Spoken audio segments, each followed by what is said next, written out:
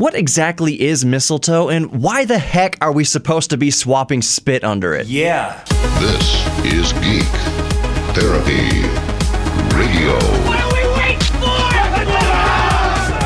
And now your mental curator, Johnny Hamburger. Welcome to Geek Therapy Radio. As always, I am your mental curator, Johnny Hamburger. Make sure you're subscribed to this podcast so you can geek out with me every week. And if you're watching on YouTube and if you like this video, I'd appreciate if you'd consider subscribing as I make my march towards 1,000 subscribers here on YouTube. If by the time you're watching this I already have 1,000 subs, thanks for helping me towards my next benchmark. I really do appreciate it, and I'm not just saying that. As long as I have traditional sponsors for my terrestrial radio show, I'll never directly ask my audience for money through a service like Patreon. Nothing against it, just in my mind it wouldn't be ethical to double dip. To personally read an ad and then ask you to support the show?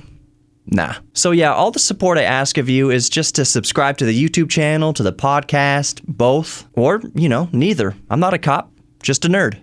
So one more time, if you consider subscribing to Geek Therapy Radio in any format, I really appreciate it because I know there's competition and I know you don't have to subscribe, so I really appreciate it. On to mistletoe. Mistletoe is actually a parasitic plant. That is, it feeds off the nutrients and water of a host plant. Usually the host is a tree of some sort. Mistletoe itself is an evergreen. That is, it doesn't lose its color in the fall or any time of the year like deciduous trees do in the fall when their leaves turn color and then fall off. No, mistletoe's green year-round. There are actually many different species of mistletoe, and 20 of those species can be found on the endangered species list. Yeah, 20. I didn't even know there was that many species of mistletoe to begin with, let alone have enough that 20 of them are on an endangered species list. A gun rack? A gun rack. I don't even own a gun, let alone many guns that would necessitate an entire rack. I wonder if that's because certain species of mistletoe favor certain species of other host plants that are also endangered? I mean, probably.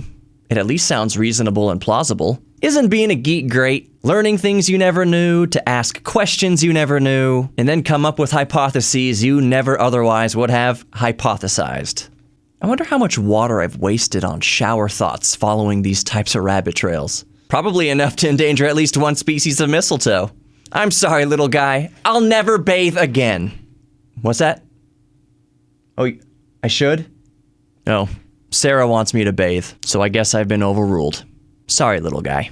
Anyway, so why do we kiss under mistletoe? Where did that tradition come from? And when will that tradition become politically incorrect or socially unacceptable?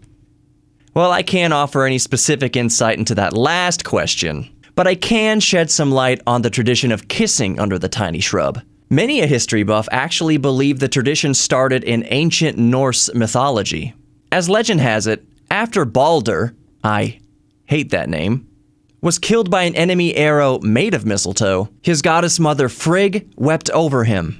As she wept, her tears fell onto the arrow made of mistletoe, and her tears turned into white berries. Then she took those white berries, put them in Balder's arrow wound, which brought him back to life. Balder's mother Frigg was of course overjoyed at the resurrection of her dead son. And thus she blessed the mistletoe plant and promised to kiss anybody who was standing underneath it.